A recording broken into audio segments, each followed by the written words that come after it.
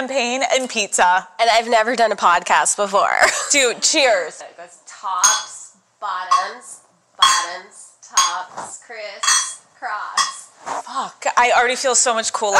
I'm really, really happy you're here. I'm obsessed. The way to kick this off is so fucking good. Daddy Gang, if you're listening to this and you cannot see anything, Avril just walked in here. Pizza, beer, champagne. You're a pretty good guest. Thanks for coming.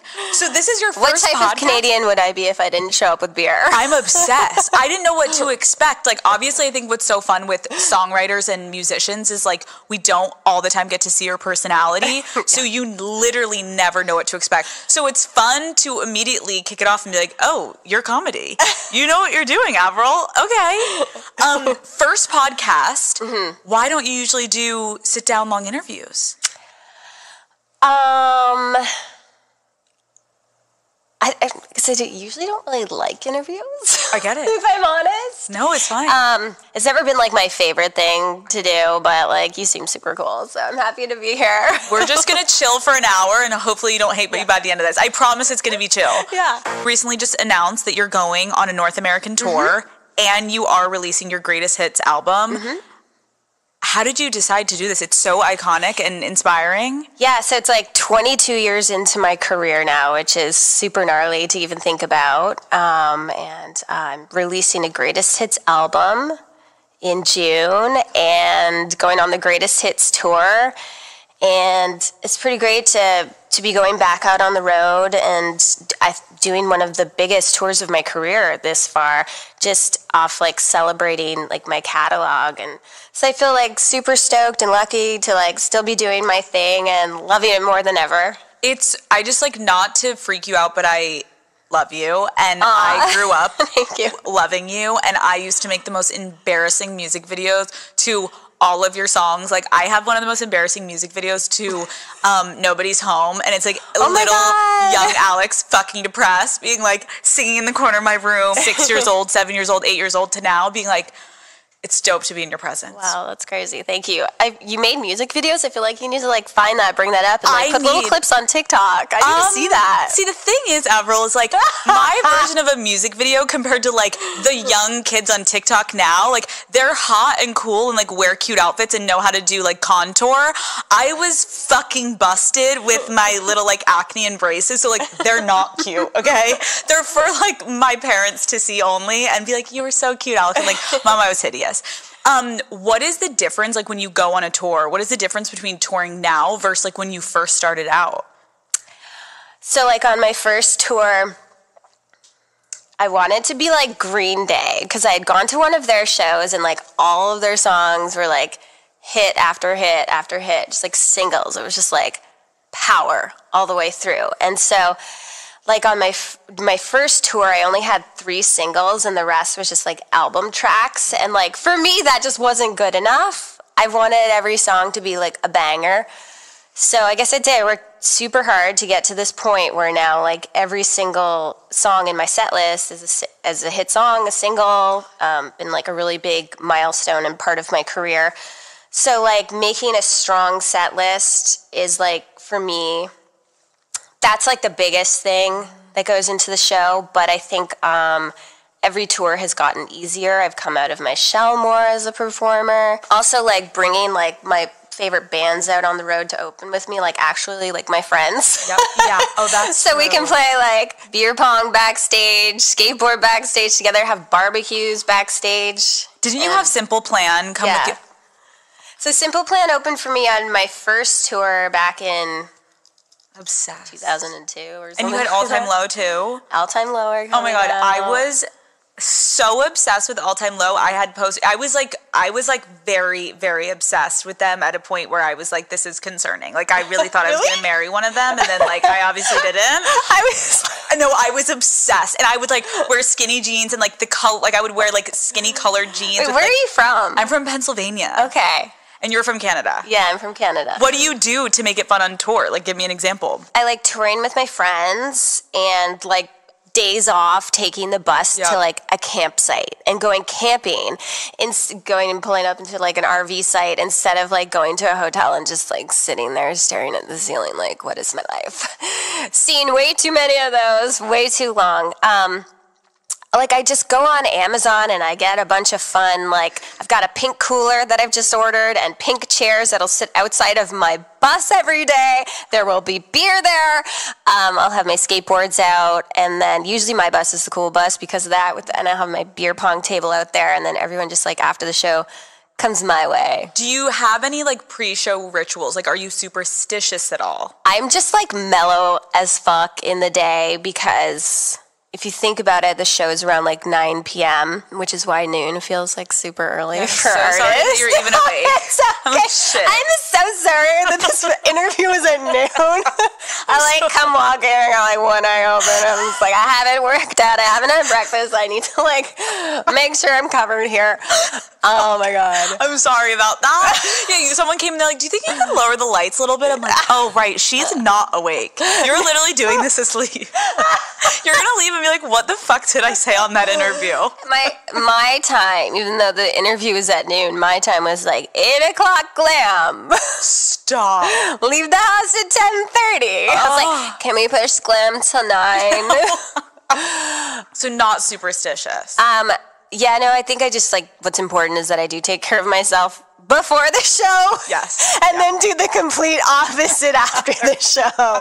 So it's like sleep in, hopefully till 3, or noon on the early side. And then like the show, that is like the gym session. It's a 90-minute set at like 9 o'clock at night. So that's when I have to like give it my all and be awake. But that is actually the flow of my body is to like wake up at night. I'm not a morning person. We've made that clear. Or a noon person. You're like, why am I here? Can I take a quick nap, Alex? You just talk for the next hour. You just hang on while I have some pizza.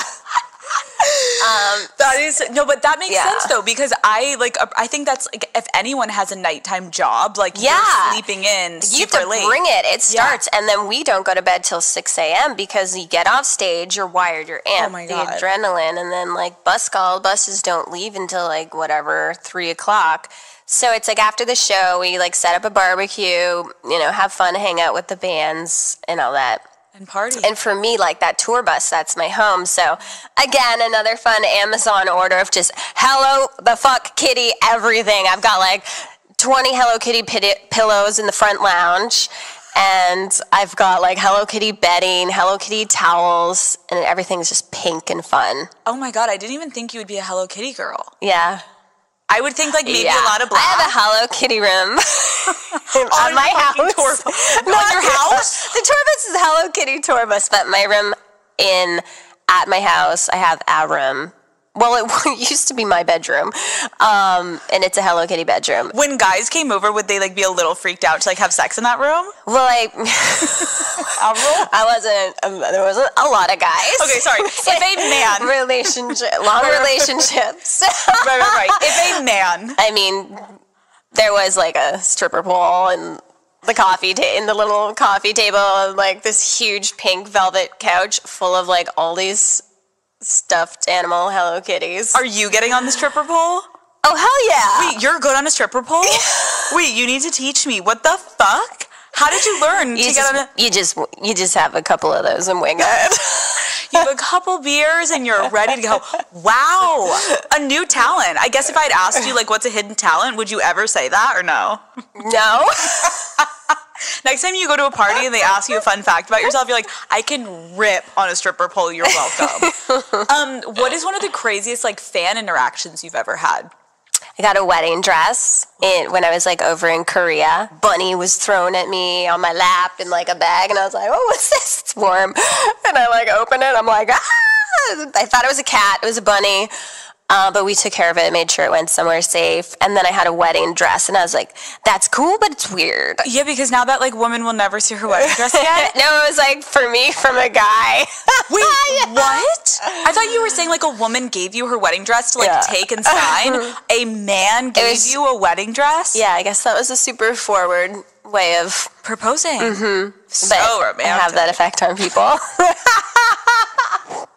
Oh my God, literally. We'll get to that.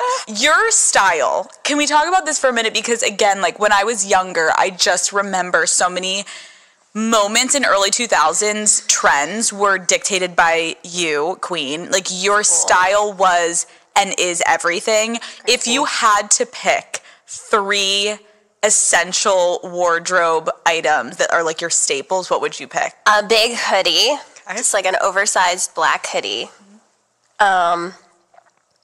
Like bondage pants, and like military boots, like combat boots. Okay, so that has like kind of changed, because when I was younger, Avril, I remember it was the necktie. The necktie. But you don't understand. Like, I would look at you and be like, oh my, this is the fucking coolest thing ever that she's wearing a necktie. So I would venture into my older brother's room, but he went to like a Catholic prep school, so he had ties that were like wide as fuck and ugly and hideous, and that's the only tie I could find, and I would like wear it around my house with like a little wife beater, and my God, stop! That is so cute! I really thought I was doing something, and I hope those photos never surface. But the necktie was iconic, and then like the little like the sweatbands on your wrist you used to wear, which were so cool. Yeah, it's crazy. I've been thinking about the tie a lot lately, and the wristbands, the sweatbands with the Skater Boy star, which is like my tattoo right here. And I'll probably wear those on stage because I used to wear them all the time. All the time. Yeah, and that's so fun. Maybe I'll wear the necktie on stage. Please. Honestly, do it for me. Like, I will literally have like a revival in my soul. I need to come to a show. I'm like so obsessed, but that would be epic. I think everyone, anytime we see you in a tie, it just brings us back to like our childhood, and it makes us happy. It was so crazy. Like my first show, so I was like 17, and it was, I don't know where it was. It was in Vancouver somewhere, and it was sort of like a warm-up show they were putting together for me, and it was like in like a little club, and it was like the first real show, and I remember like being up in my dressing room and looking out onto the street and seeing like all the like fans lined up to come in, and the girls were dressed like me. They had on the white tank top and the tie and like stick straight hair and black eyeliner, and I was like, what? I was like, this is crazy. And it like from like the first show, it was like from the beginning, it was like a thing. And pretty cool too to see like every album, like my image changed a bit. So like Under My Skin, my second album, I put like black hair in and was wearing the bondage pants, and then all the girls front row, like the blonde hair with the black underneath, the bondage pants, black eyes. The third album, The Best Damn Thing, showing up at the show with the pink streak in the hair, and just like, I will never forget that. Trust me, I thought about doing it. My mom was like, absolutely fucking not, Alex. I'm like, shit. Were you always like super confident to wear whatever you wanted to wear, like your whole life? Yeah, it kind of just like came together. I didn't like think about it or anything. Like, obviously when I was younger, I was like just dressing in whatever my mom bought. And then when I got, into high school, I was like, okay, I like hoodies and skateboarding clothes. And I started skateboarding and was into like West 49 and Vans and started wearing like really baggy pants. And my parents were just like, are you gonna keep dressing like a boy? So like, when I went out to New York City and was like meeting with like important people and writing songs in the studio, they were kind of like, can you like dress up a little better?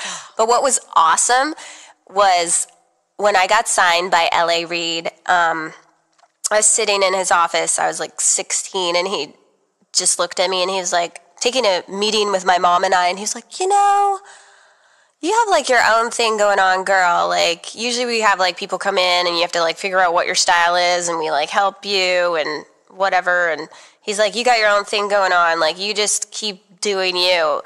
And like, I think that was awesome. I'm so glad he did that. Probably like looking back, that did instill confidence in me, but also like, I didn't care. I was going to dress that way anyway. Right. But like... No, but that's like a great thing to know, that someone didn't try to change you. That was probably in a position where like, if they asked you to, I'm sure your mom and you would have looked at each other and been like, fuck, like, is this what we have to do to make it in this industry? And like normally they probably, especially like at that time with like all bubblegum pop was so big, they probably would have put me in something sexy, cute, pink, girly, frilly, like midriff, and like that wasn't not my vibe.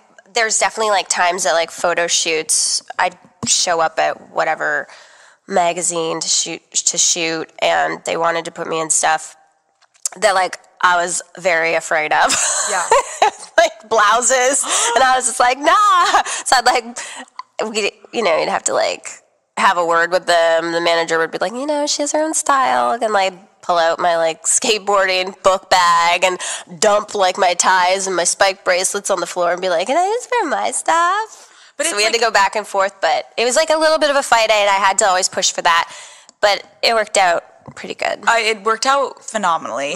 I want to go back a little bit to your childhood, because I think like when you're looking at someone so famous and so successful, it is fascinating. Like you grew up in Canada in a really small town with like 5,000 people.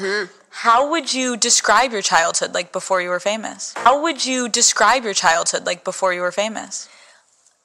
Normal as fuck, and I'm like grateful for that, because like I came out at like a really young age, and I'm glad that I had like a normal, steady, like solid childhood. I played a lot of sports. I was on the hockey team. I was gonna say the guys' hockey team. How the fuck did you get onto the guys' hockey team? Well, I just wanted to play hockey, and it was like the guys. There wasn't a girls' league. So I was able to play from like novice to pee-wee, and then pee-wee is when there's body contact, and that's when I wasn't allowed to play anymore. But then by that time I was in grade 9, like my first year of high school, and they had a girls team in the high school, so I tried out for that, and I almost said auditioned. You auditioned. I tried out for the girls team in high school, and I made it, and then I blew it by going to our first tournament out of town and getting expelled from school and kicked off out of the tournament because someone got caught drinking in the hotel room and someone ratted her out. No, Avril. And my parents were just so mad at me. Like, it was like I like did drugs or something, which I've never done, by the way. And it was like, I had done something so terrible. It's like, who cares? Of course I'm away from my parents. I'm in a hotel. We're in Toronto, the big city, doing like an OFSA tournament. And like, yeah, I got busted. So I had to go home. My parents were like, we're going to send you to the Catholic school, Avril. And I was just like, oh, what have I done? Stop. Did you make friends with all the guys when you were playing with like guys? Or were you like the odd man out and people would like, make fun of you? My whole life I've been like friends with guys, all in school, and we would like get in real fights. I'm a good blocker. That was my move. I'm a blocker, like block the punch. And yeah, so I played a lot of sports, hockey in the winter, baseball in the summer. I was a pitcher. There was a lot of like, because I was so into hockey, like there's a lot of like rollerblading. So I was like, rollerblading around town, building forts, skateboarding, and all that stuff. Yeah, I hung out with the guys, and then I like left home, had a band, lived on a tour bus with guys, and still like to this day, I'm just like most of my friends are guys. Did your parents ever be like, why don't you have any girlfriends? Like, should we invite like Rebecca over? Like, let's try this. Let's give it a whirl, Avril. Or did they like not give a shit? My parents were really strict with me. Like, if I had a guy over who was just my friend, even, like, there was no bedroom. It was, like, the middle floor. They monitored it. It was dinner. But all we wanted to do anyway was run around and, like, rollerblade, skateboard, play mini hockey. I played hockey, too, and my brother played hockey. You did? Yes. What position? I was, like, well, first of all, I was, like, not that great. I ended up going and playing soccer, but I was, like, on offense, and my dad works for the NHL. Yeah. So like my whole life hockey, Whoa, it was, oh my God, we were a full cool. hockey. It was, oh my God. It was cool, but we were like it was weird, I think, in Pennsylvania, like, you're lucky. Canada, it was like, that's the sport. Yeah. But in Pennsylvania, people were like, why do you have your children playing freaking hockey? And my dad was like, it's just the best sport ever. Like, just trust us. And so we had, like, roller hockey, mini hockey in the basement on the carpet. Like, and you take the sticks and burn them over the stove. Yes. Oh, my God. And, like, I think people were like, what are you guys doing in your basement? We're like, we're playing mini hockey. Living our best lives. Literally, thriving. And it was so fun. No one will ever fuck with us when we're older. But it's cool that you played hockey because I feel like it's obviously a sport that makes you really fucking tough. It does. And you just learn to, like, basically get the shit beaten out of you on the ice, and then you're like, oh, it's normal day. And it's freezing cold. All and the you pads. wake up, and just skating alone is so hard. It's like gnarly cardio, and then if you're actually like playing and stick handling and shooting and like you're out there and the game is happening, skating is its own thing. Oh my God, I remember like because my husband is from LA, and I so badly just want to take him like ice skating, even if it's like during Christmas time around like the little fucking pond, okay? Because he's so good at sports, but he does know how to ice skate. So I'm like, watch me backwards skate, watch me skate around, watch me do drills, bitch. Like, are you awesome on skates? I'm really good. Like, me too. We should go skate. Yes, let's do it. We're in LA. Like, I can skate backwards, crossover, all of it. It's like, it is a pretty good skill to have, and I feel like it's a flex when, like, a guy takes you ice skating during, like, the holidays, and you're like, oh, you think I'm gonna have to hold your hand or hold on to, like, the rails the whole time? Bitch, I'm gonna be holding you. Like, I know Matt's gonna be falling, and I'm gonna be holding him. I just don't know if I want to take him because I may get the ick, so I just, like, need to be careful. I know. I was like, make sure he's ready for that. No, literally. So you, like, had a pretty normal upbringing, which I'm happy you're talking about, because it's like you're playing sports, you're hanging. I babysat. I shoveled driveways. I mowed lawn. Oh my God. And did the whippersnipper. The weed whacker. The whippersnipper. I like put flyers out. Stop. I cleaned houses. You did it all. I worked at a fried chicken place. How was that? And then I got fired. Oh, again? Were you drinking on the job? No, I'm a really good hard worker. I actually requested for some time off to perform somewhere, and he used it against me. Oh my God, he must feel so fucking dumb now. He's like, fuck. And then I wrote a song about it on my first album. Wait, which one? It's called My World. And that's about the chicken shop you worked at? Got fired by a fried chicken ass. All in a small town, Napanee. Wait, that was about him? Shut the fuck up. And, like, I heard after they, like, took the lyrics of my song and, like, framed it and put it up in the store. You're like, fuck. Fuck yeah, I could have used the extra $20. Wait, that's fucking epic. I didn't realize that. Like, now I need to go back and listen to that song again, because sometimes when you're listening to songs, you're like, oh, did they just kind of, like, make that up? Or, like, that you literally lived that. You got fucking fired from those chicken fuckers. I talk about my hair is actually so curly. Like, no one knows that. I have a really frizzy, curly hair. What? I didn't discover the flat iron until the making of my first album. So on that song, also My World, I talk about how I would braid my hair in a zillion braids, and it would take me all friggin' day. Are the lyrics? Because it would take me 5 hours. So I would just braid my hair in little braids because there was no flat iron back then, or definitely not in my small town. Right. Then when I came to LA, I was like working on my album. My producer took me to get a blow dry, and I was like, what? This is a life-changing. Do you know what I have done? I used to like shower and like wash my hair, like put on a toque. Stop. What you guys call a beanie in the States, a beanie. Just like let my hair try to dry flat. I couldn't get it straight. You're trying to literally like pin it to your head. So then my producer got me a flat iron for for my birthday, and then it was game over. Everyone just thinks I have stick straight hair. It's like never will I ever want curly hair again. And it's so straight. It's so straight. Like your first album, I remember, because my hair is so naturally straight that I was like, oh my, so girls used to make fun of me in like middle school being like, your best friend is your straightener. And I was like, I don't own a straightener because my hair was so straight. So when I saw your first album, I was like, oh my God, she's a straight hair girly like me. Yeah. Now I'm realizing like, Avril. Dude, if you saw my hair, it's like poof. It's like so curly. I hate it. No. But like my friends like it. I bet it's so gorge. Like I bet you actually look amazing. But I get when you're younger, you're like, anything you have, you're like, I want the opposite. I don't want this shit. But my hair's so thick, so when I do get a blow dry, it's like lasts for like a week. When I'm thinking now of how normal your upbringing was, like, what do you think people in your town thought when you started getting famous?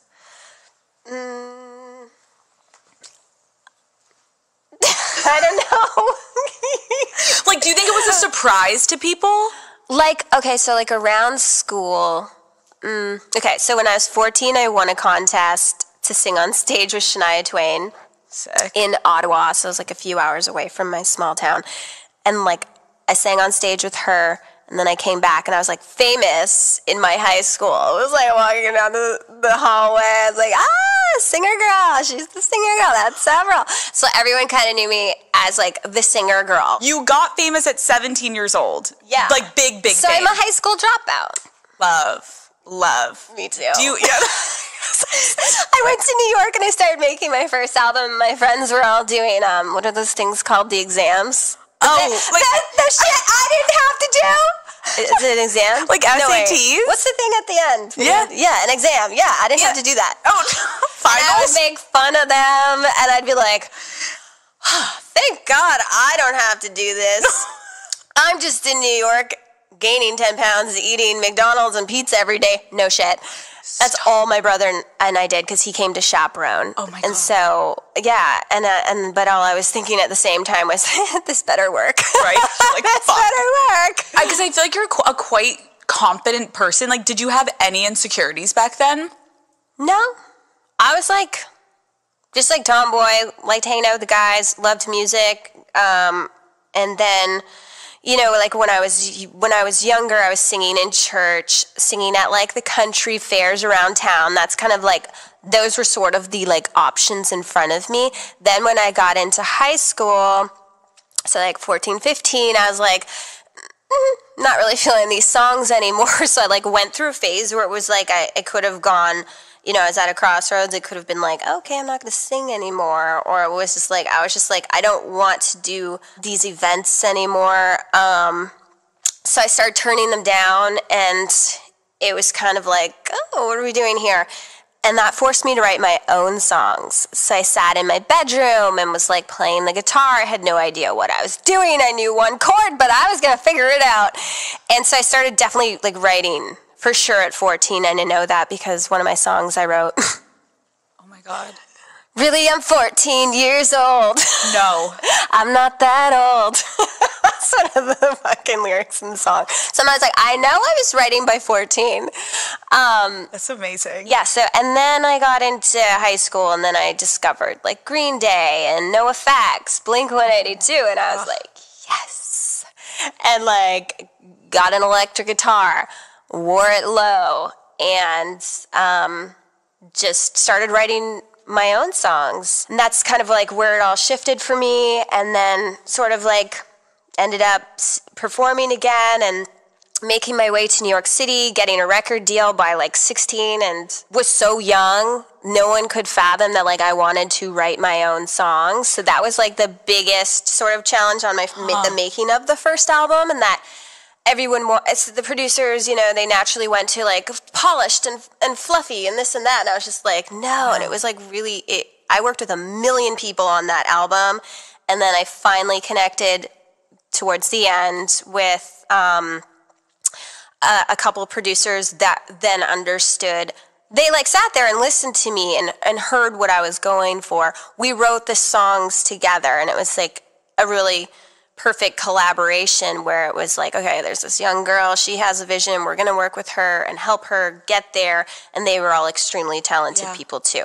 And so fought for that, got it, and like, you know, developed my own sound and style, and the rest is history. That first like sound and style, like I remember I was reading somewhere you really described it as like pretty like angsty, and like you coming across as like a quite like chill, happy person. Like, were you actually feeling a lot of those emotions? Because like some of the songs are really fucking sad, because trust me, I cried to them when I was growing up. So like, where were those feelings coming from? I'm a really big feeler, and I feel everything, and I've gone through, I've obviously experienced all different types of emotion. When you're in high school, when you're going in that age, you're really trying to you're like having a crush for the first time, or being disappointed, feeling neglected, or like being vulnerable, and opening your heart to someone, your first breakup, and the excitement of something new. There's so much to like tap into and to write about. I was never really thinking about it. It would probably just end up being like that day what I was feeling. There's definitely like songs like Losing Grip. I'm often like, I listen to the lyrics and I'm like, and I knew it when I was writing them, like, where's this shit coming from? Is this my past life? Were your parents ever like, what the fuck, Avril? Are you okay? No, I'm not really, but they were like, they didn't like the swearing. They were a little like, the clothes and da-da-da, but like, they get it. My mom, when I was 2, she was like, she knew I was going to be a singer, like came home from church. She's like, holy shit. Holy God. She's like, came home, she said I came home from church singing Jesus Loves Me or Jesus Loves You, and she's like, oh my God, she can sing. And so my parents were like so supportive, and like obviously wouldn't be here without that support. Were you always confident getting on a stage? Like, are you like, I feel like you're not, you did. Yeah. Because like I always have this weird dream though, where I'm on stage and I can't remember the words. Why have I been doing that lately? Wait, stop. But no, I'm confident on stage. It's like you never even thought about it. Yeah. It's like nothing. Yeah. That's incredible. And then when I sang with Shania on stage, it was in front of like 20,000 people in this arena, like packed. I was 14, and I did, all I felt like overcome my whole body was like, I like walked out on stage and I was just like, oh my gosh, like this is what I really want, like for me. And then like 3 years later, I sold out that arena and played my own show. Do you remember like how you felt? I was like, this is crazy. This is insane. And when you would have those moments of like, holy fuck, like would you turn to like your mom? Like who was your go-to person to like freak out with? I still like have them all the time. Mm-hmm. Mm-hmm. Wow. Just like if I'm just like walking, I hear myself like out in public and I'm like, I was going to say, and I'm in a mall, and then I hear myself, but I'm not really in a mall. I don't know where I am. Maybe it's an outdoor mall. I don't know. I love wherever I am, and I hear myself on the radio. Like it's definitely like, damn, bitch. Dude, you made it. Like you did. Small town. No connections. I don't know how I did it. It was supposed to happen, obviously. It was. A lot of hard work. But it's really interesting to hear you talking about your songwriting process because you're so talented. Thanks. And hearing you be like, I'm writing Losing Grip, and I'm literally like, what the fuck am I? Where did I experience this? Like, nobody's home. Like, it's... Right? I kind of felt that way too, but like I was also like, okay, I'm gonna write this about this like girl that I know, or like the words sort of start, and I'm like, oh, I'm gonna take it in this direction, and it's not about me, and I'm tapping into like what I know somebody else went through. Interesting. Yeah. How did you feel about all the fame and attention? I think I was fine with it, and like my whole life is like weird because of it. Like everything I do, you're in public, so you just like do weird things, like.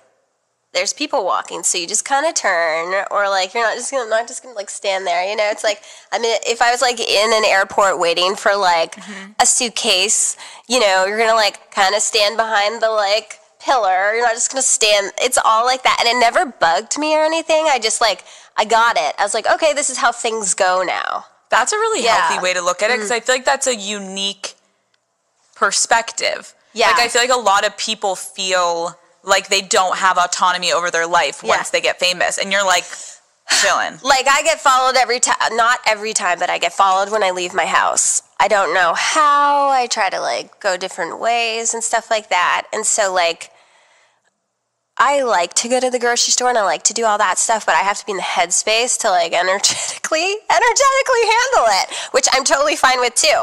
Like, really? Do you really want your picture taken like this if you walk out right now? Are you okay with it? You know what I mean? It's like you have to think about that.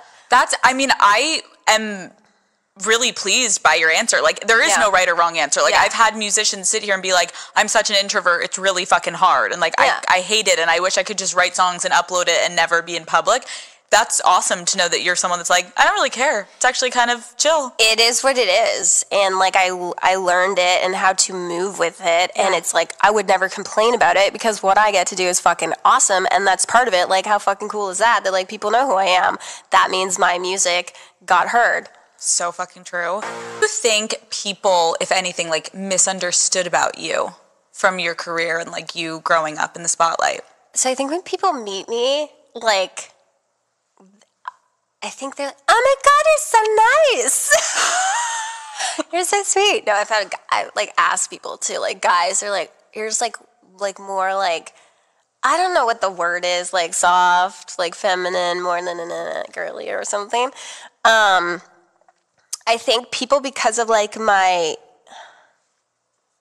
maybe my music videos, think I'm like all the time, and I'm not. I'm actually like, well, what do you think? What is your take on me? I mean, just now trying to think about it, because I think when you were younger, I I channeled like, oh, this girl's sad and angry. Like, because I know, it was like angry Avril. Yeah. And I think that was like, but now it's kind of really incredible to like get to sit across from you and hear you be like, some of these songs I was writing, like there was a girl I knew and I was like writing about her, and then like it really wasn't that deep. Like my boss fucking fired me from my chicken spot, and so I'm like, fuck you, I wish I got my extra 20 in my other paycheck. Like I do think though, I don't take back though, like I loved how deep those songs were and angsty they were, because I felt like a lot of people needed that type of music back then. Like I think you're right, there was so much like pop and princess, and it was like woo, like let's shake our bodies and beat, and I'm like,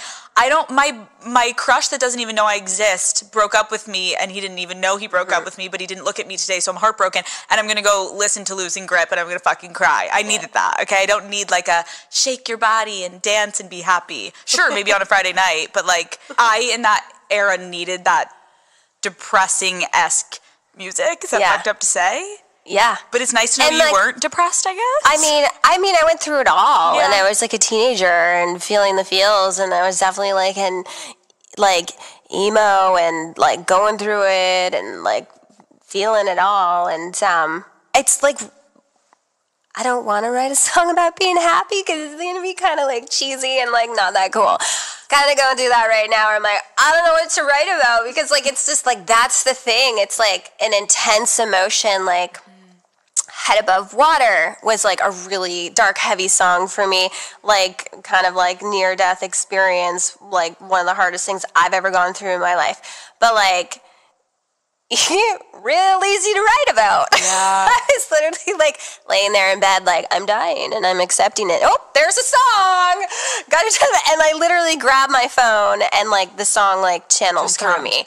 Are you referencing when you got sick? Mm-hmm. Yeah. Okay. And that was for like kind of like what, 2+ years of your life? You were like in bed? Yeah. It was like it was kind of like bedridden for a couple years, and like, and then like, you know, you gotta get like stronger coming out of that. And that's something that like rocks you pretty hard, but like I'm really grateful to be like on the other end of that. Yeah. And so that was like a really I'll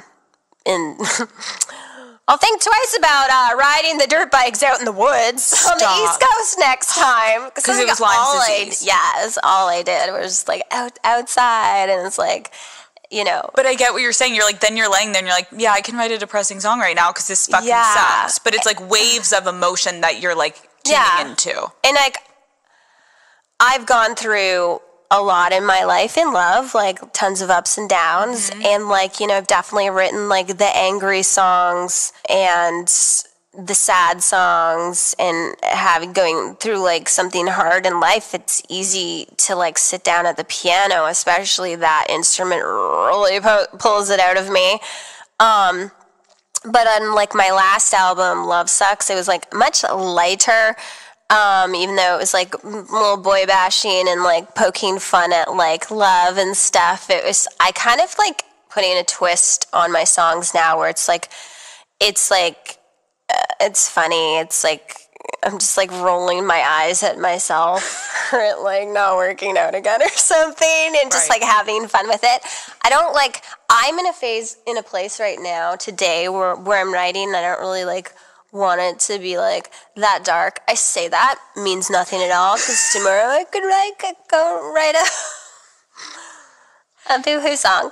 I think that's something that I just never know. Like it's like when I'm in the kitchen and I'm cooking, I don't know what I'm cooking and it turns into what it turns into. I get a canvas. I love to paint. I have no idea what I'm doing. I'm like, oh, that looks cool.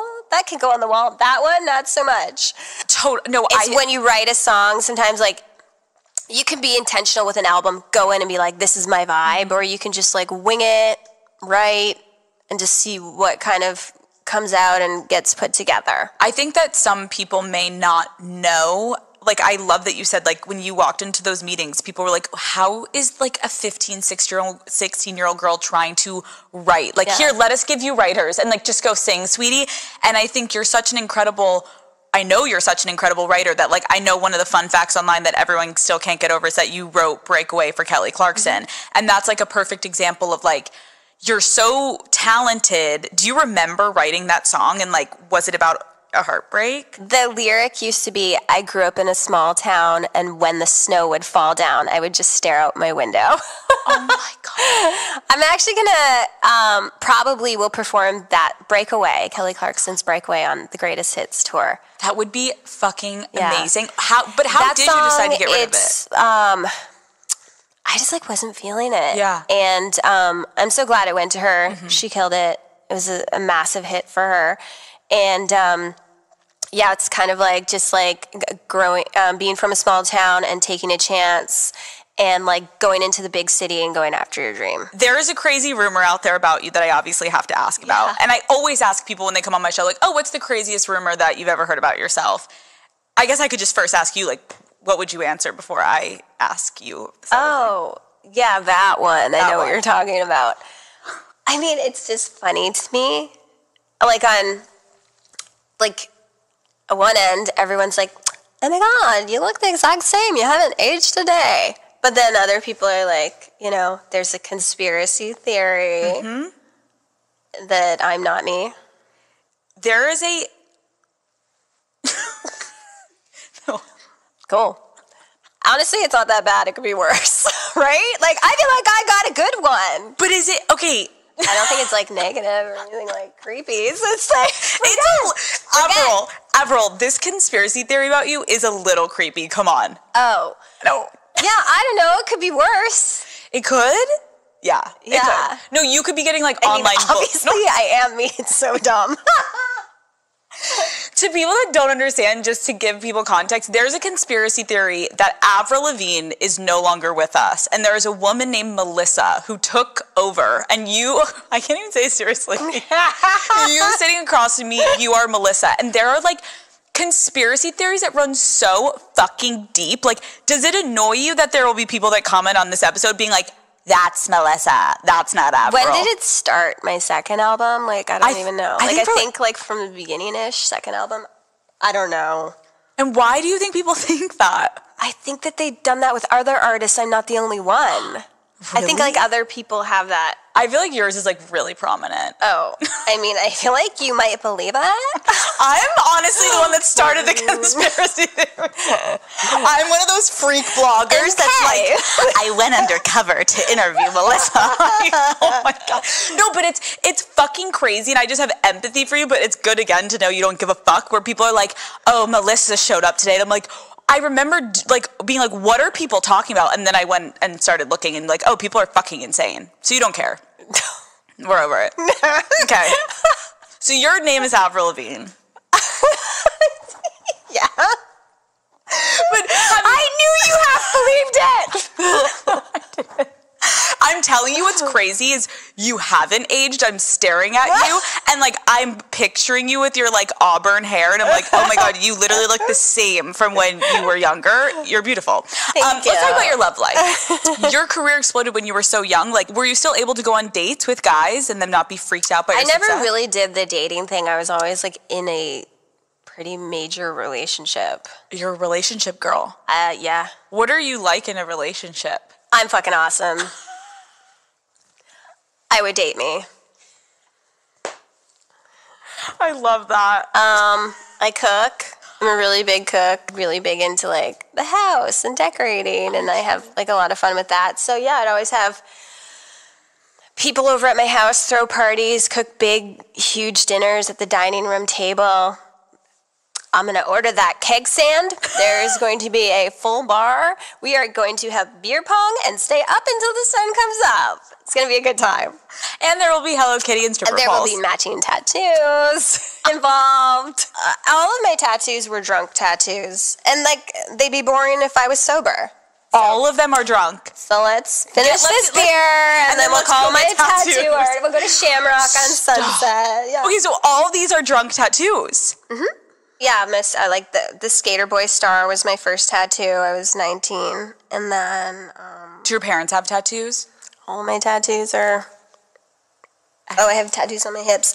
No, I think I'm the only one in the family, really, with a bunch of tattoos. My dad had a couple. Okay. What is the hardest lesson you've ever learned about love? I mean, I definitely went through my, like, jaded phase, with my previous album called Love Sucks. And I had gone into a place of, all right, I'm just going to like focus on myself. I'm going to move to Malibu. I'm going to build my own life for me. And I'm not going to like wait for a guy or rely on a guy to like do that. And I definitely felt like I had the wind knocked out of me. I had been through like enough, and it was definitely like I was in a place of like never trust a guy again, and just like you're gonna have to like rely on yourself. But I don't feel that way today, thankfully.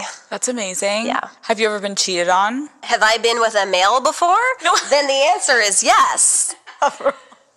Much as anyone's ever fucked me over, which has happened a shit ton, I've always just like been the classy bitch and taken the high road and kept it to myself. I appreciate that. I think a lot of people stay in things because they're like nervous to start over. I think that's like a really normal feeling, especially for women. It's like, yeah, people are fearful. Fearful.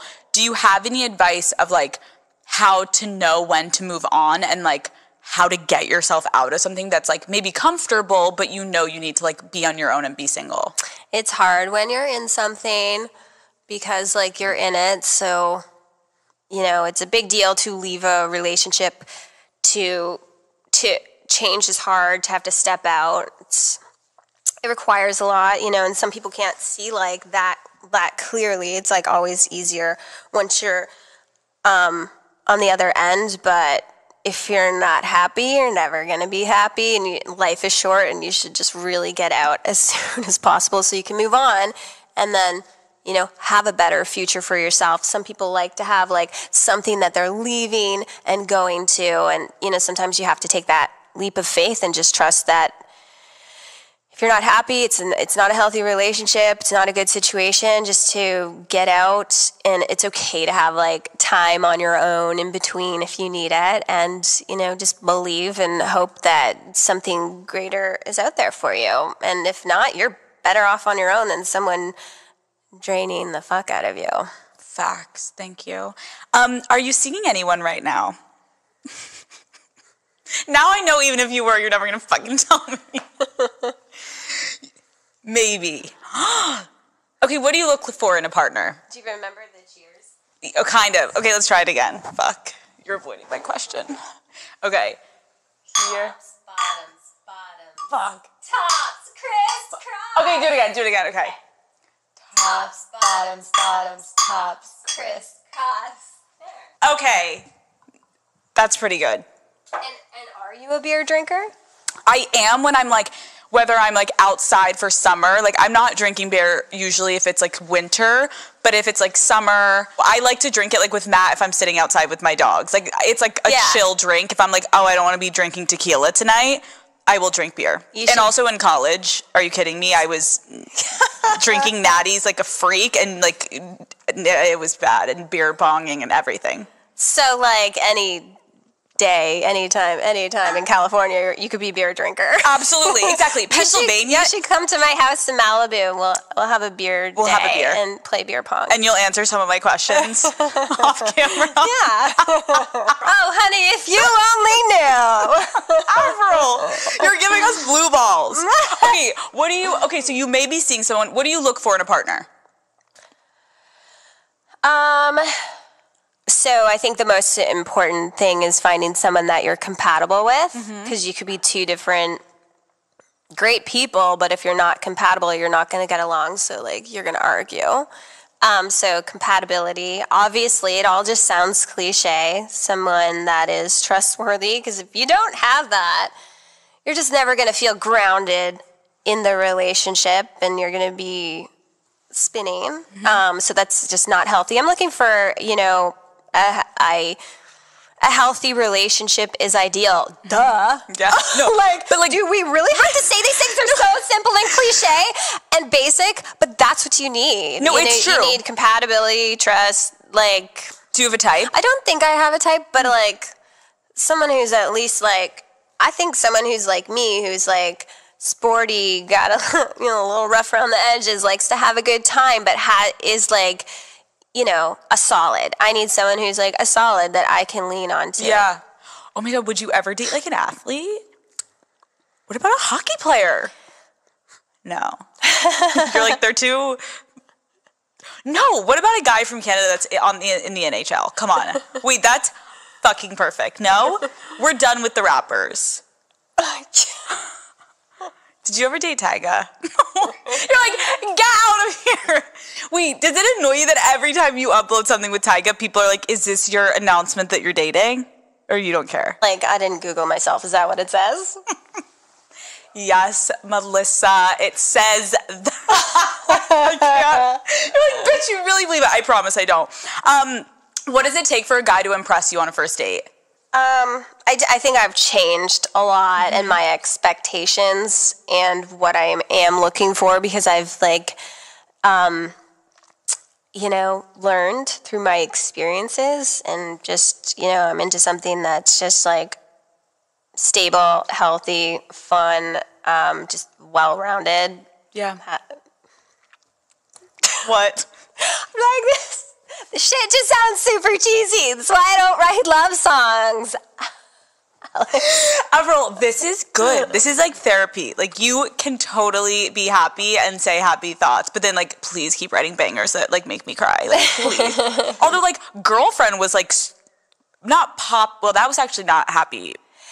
That was actually dark. It was just sassy and cocky. I don't like your girlfriend. I think you need a new one. I could be your girlfriend. Oh my God. I wrote that fucking song in 2 minutes, that chorus. What? Literally 2 minutes. So good. I was putting my book bag on, leaving the studio. It was 11 o'clock at night, and I was play me a riff.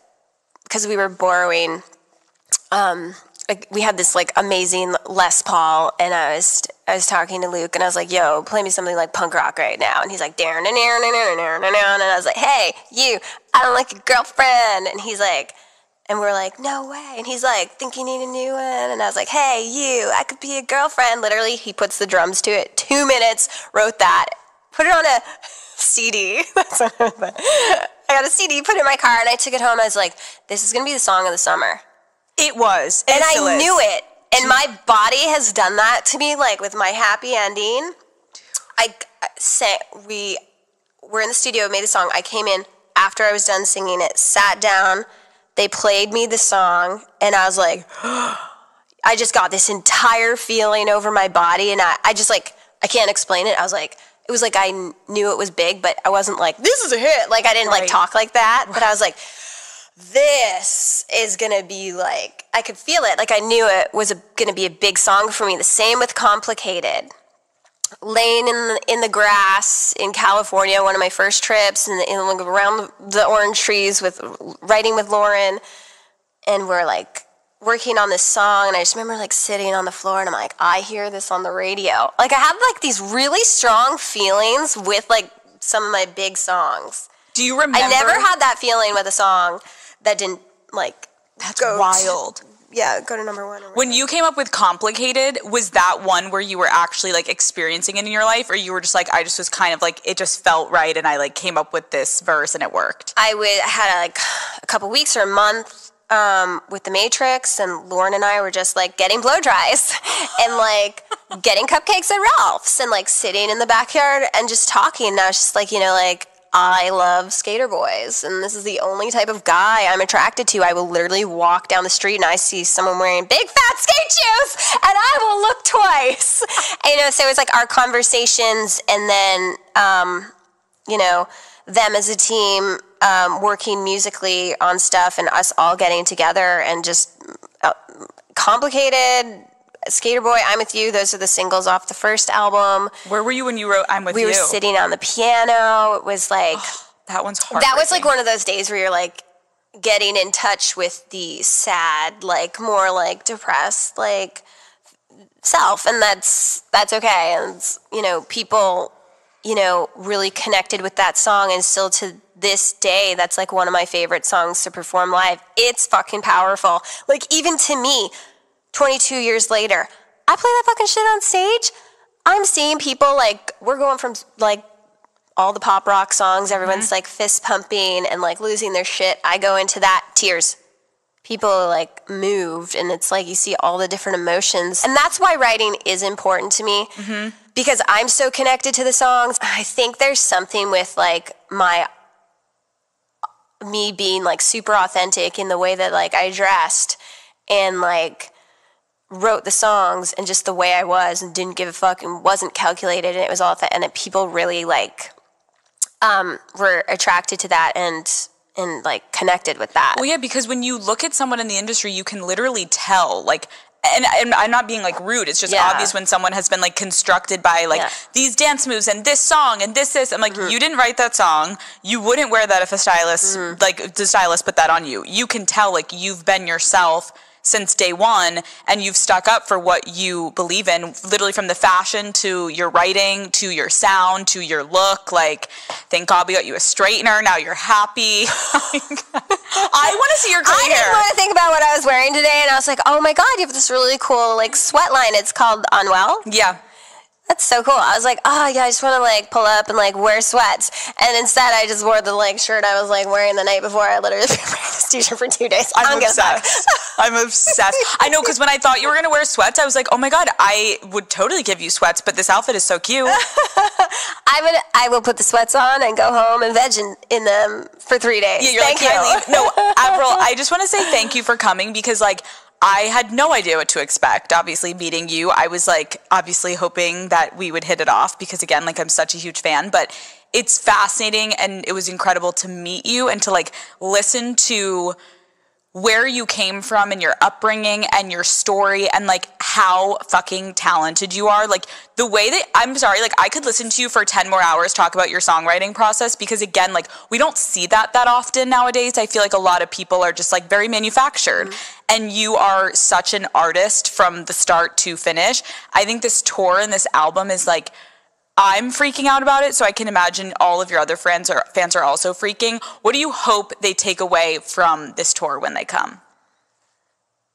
It's just like, for the fans that have been with me from day one, it's just like, even for myself, it's just all the years and all the different eras and all the different phases in our lives, from like high school to this date to that date, and connecting with the songs. And like, you hear a song and it takes you back. I even hear like one of my songs and it takes me back to like that time of my life. It's like, it's been, so long. It's been 22 years, and I feel like I have like another 22 ahead of me, but it's a journey of our lives. It like takes us back to high school, college, like this phase, that relationship, this summer, that summer. And that's like the power and beauty in music, is like, it can take you right back there. You can feel it all over again. And I think it's just like a celebration of life, our lives, and remembering like all the good times, and music does that. And I think the shows are going to be like super fun. I'm stoked to be going back out on tour, my 7th world tour, and I'm like so grateful to like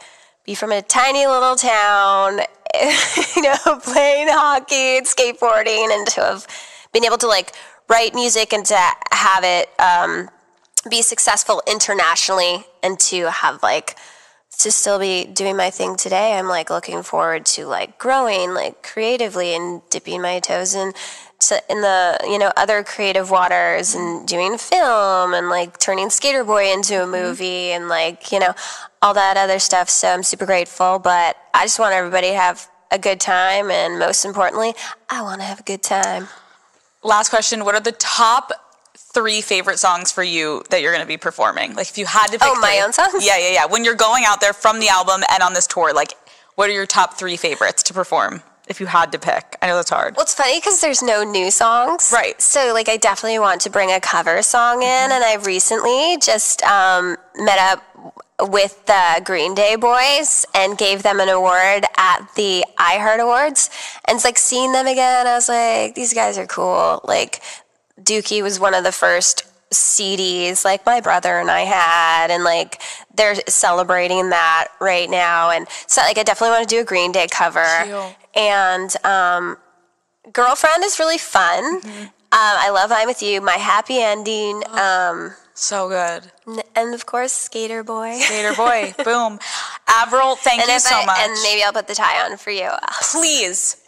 Send me a fucking picture. And you have to come out to the LA show. Please. Oh my God, that's when you're going to wear it. Please. Like, literally, please. Like, make me feel so special. But you and your hubby should come to the show. Oh my God, we would love to. Love to I have would you. love to come. Thank you for coming on the show. Yeah. You can go to bed now. I love you.